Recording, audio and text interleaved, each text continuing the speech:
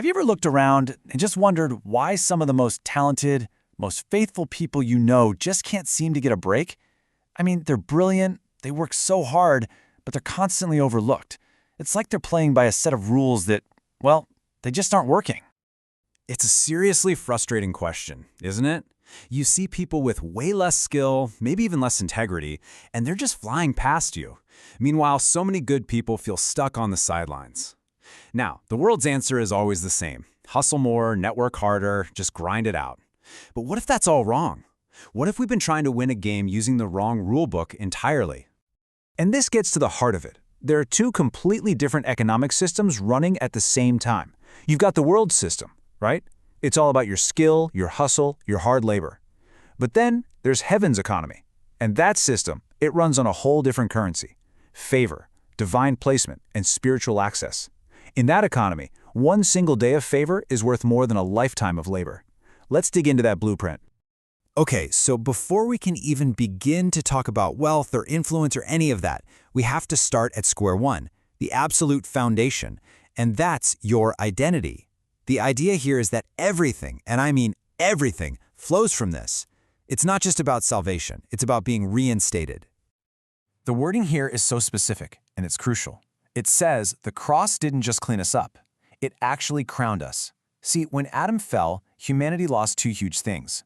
Our intimacy with God, that was our priesthood, and our influence on the earth, which was our kingship. The whole point is that Jesus came to restore both.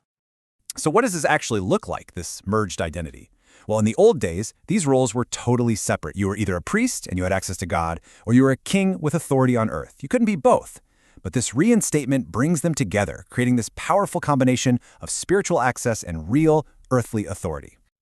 For way too long, a lot of believers have been stuck in what you might call a Levite mindset. The Levites, they were the priests. They had incredible, unheard of access to the altar, to the very presence of God. But they had zero authority to rule in the marketplace or in government. It's a very spiritual life that's totally disconnected from any practical influence. But that's only half the picture. Because on the other side of that coin, you had the kings. Man, they had all the earthly power you could imagine, all the authority to make decisions, to shape entire nations. But they were forbidden from going into the holy place. They had all this authority, but they were cut off from that direct spiritual access at the altar. And this is the game changer. You were made to be both. Just think about King David for a second. He wasn't a priest, but he walks right into the temple, boldly takes the sacred showbread, which was only for priests, and gives it to his men. And what happens? A priestly act unlocked a kingly victory.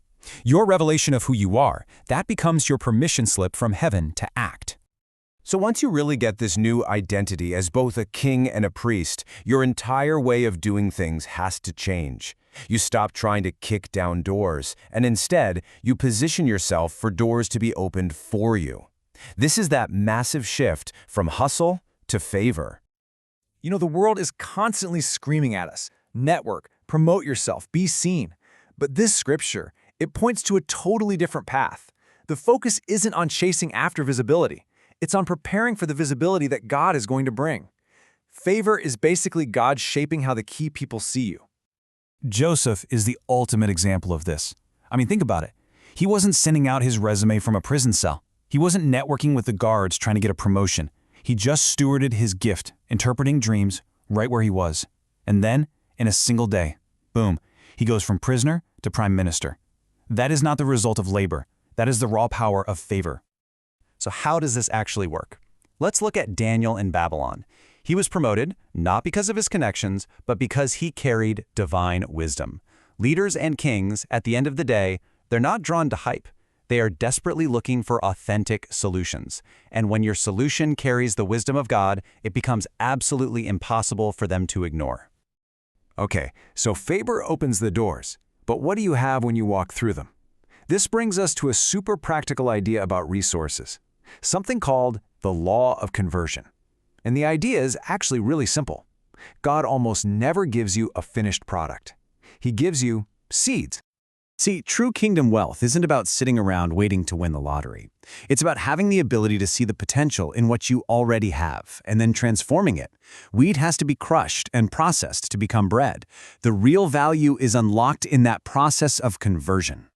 This question comes from that story of the widow who is about to lose everything to debt. When the prophet asks her what she has, her answer is nothing except a little jar of oil. Her very first mistake was calling her miracle seed nothing. The miracle didn't start while she was crying about her problem. It started the moment she began to pour out the little that she had. Jesus shows us this perfectly. He's faced with 5,000 hungry people, and his disciples look at 5 loaves and 2 fish, and all they see is scarcity. They literally say, "This is not enough." But Jesus, he takes the exact same resources, looks at them, and sees total sufficiency. And that's the challenge for you and me. What are you calling nothing in your life? What are you calling not enough? Your story of overcoming something, that unique skill you have. Your scars can literally be a survival guide for somebody else. The strategy is to stop devaluing your oil and relabel your little bit as more than enough, because that's the switch that activates the law of conversion. So, recognizing the hidden wealth you already have, that's step 1. But it comes with a divine responsibility. Once you know what's in your house, you have a mandate from heaven to put it to work. Your assignment, plain and simple, is to multiply. The parable of the talents gives us this really shocking insight. Remember the servant who buried his talent? He did it because he was afraid. And yet, he's the one who gets called wicked. This shows us an incredible kingdom truth. God would rather you try something and fail in faith than to succeed at doing nothing at all. Inaction born out of fear, it's just not an option. So, how do you actually do it? Well, it breaks down into 3 simple steps. First, just start with what you have. Stop disqualifying your small beginnings. Second, package your knowledge. Turn your oil, your story, your solution into an actual offer, like a course or a coaching program. And third, leverage the systems we have today. Use digital platforms, use social media to get it out there.